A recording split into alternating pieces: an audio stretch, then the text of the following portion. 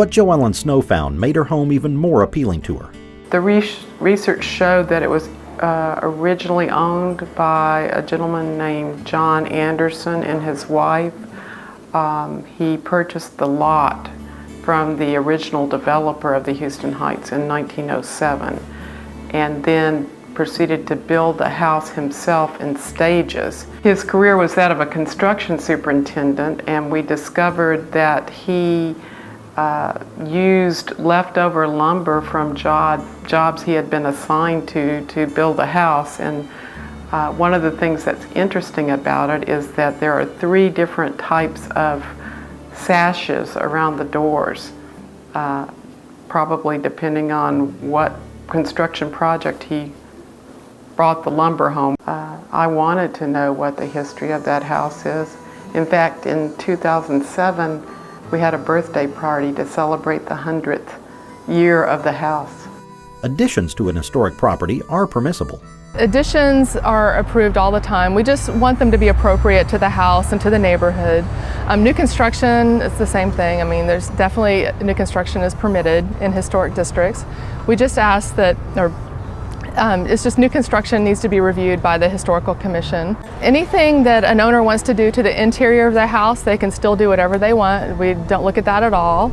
We also don't control use of the property. So, whether it's a house or business, we don't review that at all. We don't have any say over that. The best approach is if the property owner contacts us before they draw up their plans, and we can help them by giving them examples of appropriate construction or alterations, photos or just other examples of what would be the right thing, so that most projects that are submitted for a certificate of appropriateness do in fact get one in the end. And so I think that ensures a better product in the end, and that alone will help increase property values in your neighborhood because the work that's going on is appropriate for the neighborhood. Melissa Kubala is both a realtor and home builder in the Heights neighborhoods. My favorite way to do it is to sort of go halfway into the middle of the house and integrate it so that it looks like a story and a half. This house, actually, because we came off to the side and stuff, has sort of an inventive look to me, but it maintains the same columns throughout, and it's kind of integrated in that fashion. The front facade has to remain authentic to what was originally built, and so I was very careful not to change that facade in any way. For instance, on the house, we did do an addition on the back of the house, but it cannot be seen from the street at all. The roof line, everything as you view it from Columbia Street is the same as it was when the house was originally built. The most frequently altered feature on most historic buildings is the entry or porch, and those should also be true to the home's architecture. The front porches, I think, have a lot to do with that small town feel.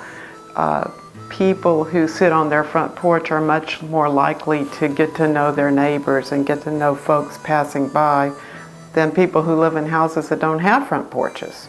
Joellen Snow felt so strongly about her home, she bought another Houston Heights house and made it her law office.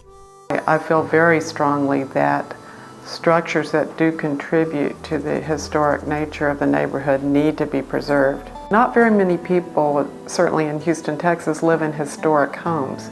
So when they come to visit us at our home or come to my law office, they're very impressed. And they immediately want to get a tour and hear about the history of the houses. Even new construction can be done in a manner that fits into an historic district. Our company is called Modern Bungalow, and so by that, we feel like we're, to keep in fitting, we need to kind of offer as close to a bungalow as we can, and then we tend to try to keep our house as craftsman as we can. Craftsman columns in each house also, like a craftsman did, we like to push the envelope a little bit and do something a little bit different.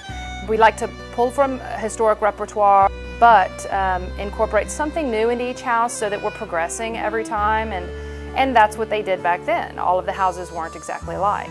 As preservation efforts became more widespread, so did the resources for individual homeowners. Historic Houston salvages vintage building materials and sells them to be used in restorations. Typically what Historic Houston reclaims: doors, windows, floors, light fixtures, plumbing fixtures, stair rails, stair treads, wrought iron. We now are reclaiming the brick off of houses. And then we partner with Habitat to take the newer items. There often are, you know, updates to the house that those are not really items that we can reclaim and resell, but Habitat does. So water heaters, air conditioner units, newer light fixtures, newer plumbing fixtures. In many cases, the materials are better quality. Obviously, the house is built in the 20s, 30s, and before. The lumber was much denser than the current lumber that we have available now. And obviously that's a resource that's been harvested once, and you hate to then waste that resource, throw it away to make the need for new harvesting of new material. As concern for our environment grows, another benefit of historic preservation came to the fore.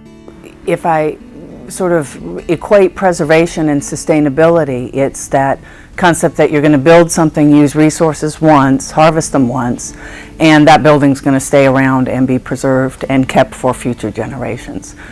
Typically, Historic Houston will reclaim about 50% on average of the material out of the house. When we partner up with Habitat for Humanity, which we've been doing for about the last 2 years, we do almost a full deconstruction, and we're upwards of 85% to 90% recoverable material. There has been a change in the customers at Historic Houston too. When we began the salvage program and the salvage warehouse, our client was the home fix-it guy, someone who had an older home that was maybe on a limited budget. They needed to repair 100 square feet of flooring, and they could find it here. Probably in the last 3 or 4 years, as the green movements caught on, what we're seeing is a lot more new construction, builders and designers coming in, taking, let's say, shiplap that's in the wall and repurposing it as new flooring, and then selling it in new construction as an add-on green feature. In addition to vendors and builders specializing in renovation, workshops are available through the city, Historic Houston, GHPA, and others. On our workshop, we actually took one of the shotgun houses that we moved from the Fourth Ward, had it stored out in Waller, brought it back here, parked it out in our parking lot, and used it as a hands-on teaching studio to teach the community how to fix up an older home and provide the community with some skill sets on how to take an older home from a tear down to turn it around and keep it in the community.